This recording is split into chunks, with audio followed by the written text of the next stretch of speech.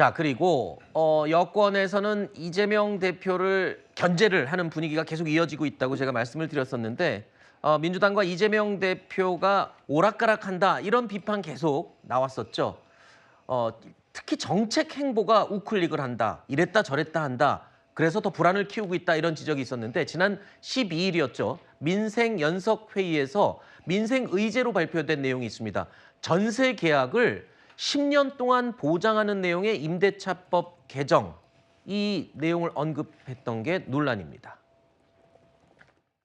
저희 주거분과위원회에서는 의제를 크게 3개로 나눴습니다. 그리고 장기적으로는 집이 없다는 이유만으로 쫓겨나지 않도록 점유기간을 최대 10년까지 보장할 수 있는 방안 제안하고 있습니다. 민생연석회의 의제, 이건 의제입니다. 의제. 혹시 공약이나 뭐 이런 걸로 오해하는 사람들이 안 생기면 좋겠어요. 우리가 논의해서 해결해야 될 집행할 과제가 아니라 논의해야 될 의제다. 이런 점을 좀 분명히 말씀을 드립니다. 자, 당시에도 이재명 대표는 오해가 생길까 걱정된다. 그래서 의제라는 말을 들으신 것처럼 강조했습니다. 하지만 논란이 커지고 있죠. 그러자 공식적으로 반대 의견을 또 낸 겁니다. 민생연석회의에서도 의제일 뿐 당 정책 아니다라고 해명을 했고 그걸로 안 되니까 이제 반대 의견을 또 표시한 건데 이러다 보니까 꺼내놓고 반응 본 다음에 아니면 말고 뭐 이런 식으로 자꾸 빌미를 제공하는 것 같은 느낌도 들고요. 이쪽 얘기도 들어보겠습니다만.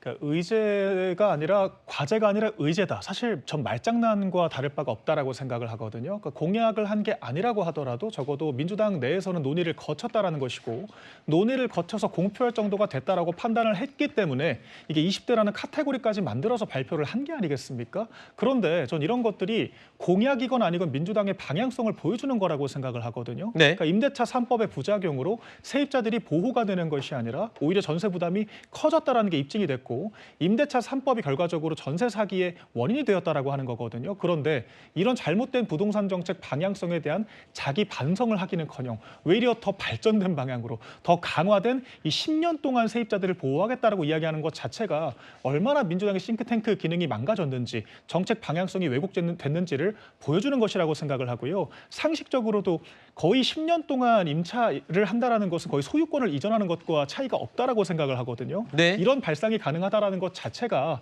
이 민주당의 방향성은 물론 이런 식이라면 과거 과연 이 단 한 달 전에 중도보수라고 이야기를 하면서 실천하지도 못할 우클릭은 왜 했는지에 대한 의구심이 커질 수밖에 없다. 결과적으로 이재명 대표가 나날이 박스가리 기술만 늘고 있다. 이렇게 평가를 하겠습니다. 자, 전세 계약 10년 보장 언급을 분명히 이 대표가 했어요. 그런데 나중에 논란이 되니까 의제이지 정책은 아니지 않냐. 네.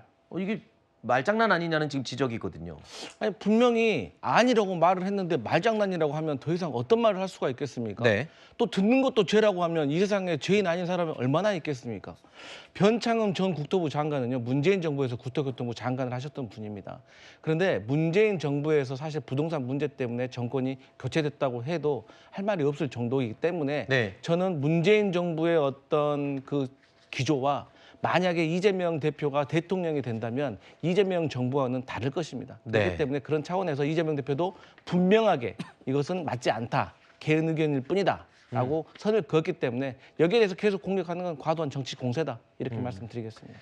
알겠습니다.